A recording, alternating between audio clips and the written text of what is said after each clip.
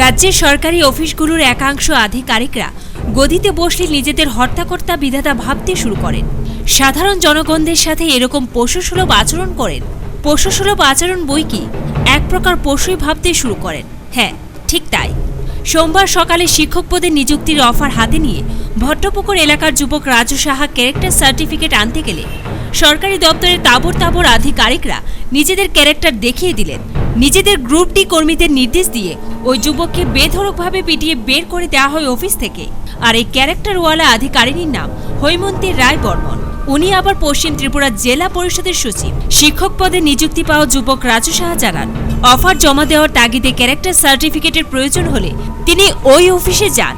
কিন্তু অফিসে কর্মরত আধিকারিকরা তার সাথে নানা রকম তালবাহানা শুরু করে। একটা সময় তাকে না চেনার বাহানা দেখিয়ে সার্টিফিকেট দেওয়া যাবে না বলে জানিয়ে দেওয়া হয়। ওই তো আমি টেট পরীক্ষা পাইছি আর কি, তো এটা কাগজপত্র জমা দেওয়া লাগবো, এটা লেগে অ্যাটেস্টেড করা লাগবো। অ্যাটেস্টেড করে ক্যারেক্টার সার্টিফিকেট লাগবো। একজন অফিসার থেকে নিছি, এখানে দুইজনের থেকে নিতে হইব আর কি। তার একজনের থেকে নিতে আইসি এখানে। তো এখানে আইসি নিচের দিয়ে কইছি উপরে যাওয়ার লাগিয়া, উপরে গেছি পরে তাই আবার পাঠাইছি আরেক রুমে। ওনার কাছে যাও, ওনার কাছে তুমি আমার আমি চিনি না, আমি তোমার কে লেগে দেবো। কে কইছে এই কথাটা? মানে তাই না, কি পদে কি আছে? উনি অফিসারই। কি অফিসার? টিসিএস অফিসার আর কি। তার নাম কি? হৈমন্তী ম্যাডাম মনে হয় নাকি। আচ্ছা, তাই না আপনার কি কইছে? তাই না কইছে না, ও আরেকজন ভদ্রলোক, তাই না মনে হয় টিসিএস অফিসার, যাই না ওইদিকে আর কি। ওনার কাছে গেছি পরে, আমি তোমার চিনি না, কেমনি দেবো। এখান থেকে হৈমন্তী ম্যাডাম এনে গেছি, ওই মানে বাইরে একজন লোক বয়ে থাকে না, তাই না কইছে আমি দেখি ভিতরে পাইনি। ক্লাস 4 যে ভিতর দিয়ে কইছে, ভিতরে গেছে পরে দিত না বলে। সার্টিফিকেট না পেয়ে নিরাশ হয়ে ফিরে আসছিলেন রাজু। আসার সময় তার মন্তব্য শুধু এইটুকুই ছিল, ওনাদের ছেলে মেয়েরাই আমাদের কাছে পড়তে যান, আর আমাদের ক্যারেক্টার সার্টিফিকেট দিতে এত তালবাহানা। আর এই মন্তব্য ঘিরে যত আপত্তি বিপত্তি। হৈমন্তী দেবীর অফিস কক্ষের বাইরে থাকা গ্রুপ ডি কর্মচারীরা ঝাপটে পড়ে রাজুর উপর। পুরাইতেছে একজন দেন, আমি বুঝেছি আর কি যে তারার মতন তারার পোলাবাইনটা পড়ানোর লেগে তো আমার কাছে লয়ে যায়, ফিজিক্স পড়ানোর লেগে, অঙ্ক পড়ানোর লেগে। আর তার কাছে একটা ক্যারেক্টার সার্টিফিকেটের লেগে আইলে আমরা ক্যারেক্টার সার্টিফিকেট দিতে চাই না, কইতে কইতে আয় উঠতেছি দৌড়ে দৌড়ে আয় একদম ওই বাইরে যে বইয়ে থাকে ক্লাস 4-এর, এরপর আরো 2-3 জন ক্লাস 4 মনে হয় কি জানি, দৌড়ে আমার জামার সিরা অবস্থা খাইল। কিন্তু এই মন্তব্যে দোষের কি ছিল? তাছাড়া রাজু তো কাউকে উদ্দেশ্য করেও এই মন্তব্য করতে যায়নি। তবে কেন রাজুর উপরেই হামলা? প্রশ্ন প্রত্যক্ষদর্শীদের। এবার হৈমন্তী দেবীর মন্তব্য শুনুন। হৈমন্তী দেবীর কক্ষে প্রবেশ করার আগে ওনার কক্ষের বাইরে থাকা গ্রুপ ডি কর্মীকে যাবতীয় বিষয় বলতে হয়। তারপর সেই গ্রুপ ডি কর্মীর সচিব মহোদয়ের পরামর্শ নিয়ে ওই ব্যক্তির সাথে সচিবের দেখা করা হবে কিনা তা বলে দেবেন।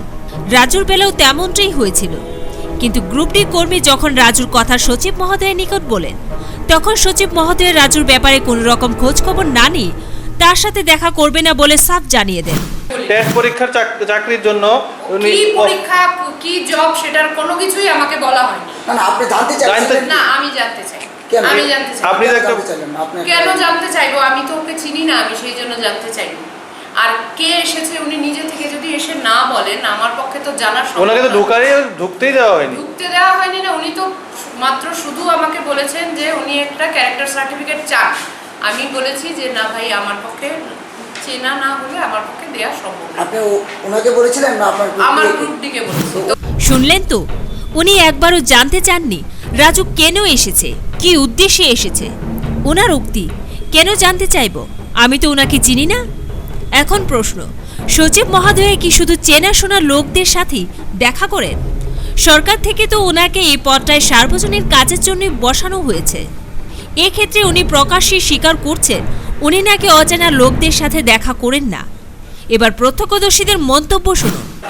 ঘটনা হয়েছে, সে ক্যাট পরীক্ষা উত্তীর্ণ হওয়ার পর সে গেছে ক্যারেক্টার সার্টিফিকেট আনতে। আনার পরে যখন রুমে গেছে, তার সঙ্গে ক্যারেক্টার সার্টিফিকেট ওকে দেয় নাই। তো ও ক্যারেক্টার সার্টিফিকেট না পাওয়ার পরে ও বেরিয়ে আসার সময় তখন তার বলছে যে আমি একটা চাকরি পেয়েছি, আমি ফিজিক্স পড়াই, হ্যাঁ কেমিস্ট্রি পড়াই, তো আমার কাছে অনেক স্টুডেন্ট ছাত্র পড়তে যায়, আর আমি আজকে ক্যারেক্টার সার্টিফিকেট নিতে তারা আমাকে দেয় না। হ্যাঁ, তারা কিরকম অফিসার? হ্যাঁ, সঙ্গে সঙ্গে তারে ধরে নিছে। ক্লাস 4 যারা বর্ষা ছিল তারা তারে মাইট ধরে আরম্ভ করে দিছে। মারতে মারতে মারতে মারতে নিচে নামায় আনছে, হ্যাঁ, এবং নিচের থেকে আবার উপরে তুলতে গেছে। আমরা তখন তাকে বাঁচানোর জন্য আমরা আগে এলাম। শুনলেন তো, সরকারি অফিসগুলিতে সাধারণ জনগণের সাথে কর্তব্যরত আধিকারিক সহ গ্রুপ ডি কর্মীদের আচার ব্যবহার। সাধারণ জনগণদের অভিমত, রাজ্যের সরকারি অফিসগুলি সাধারণ মানুষের জন্য মোটেই নিরাপদ নয়। সাধারণ নাগরিক হিসাবে আমরা এই ত্রিপুরা রাজ্যের যে অফিসের যে কালচার, সেটার থেকেই প্রমাণ হয় যে মানুষ আজকে কোন জায়গায় আমরা এখানে বসবাস করতেছি এবং ত্রিপুরা রাজ্যের অফিসিয়াল কি কালচার, আজকে এটা আমাদের কাছে প্রমাণ এই নস্কারজনক ঘটনাতে। এটা আমরা প্রচণ্ড। রাজ্যের তাবর তাবর আধিকারিকরা যেখানে প্রকাশ্যে অচেনা লোকদের সাথে দেখা করতে পর্যন্ত নারাজ, সেখানে প্রশাসনিক অন্যান্য কাজকর্ম যে কোন হালে চলছে তা সহজেই বোঝা যায়। Bureau report, news vanguard.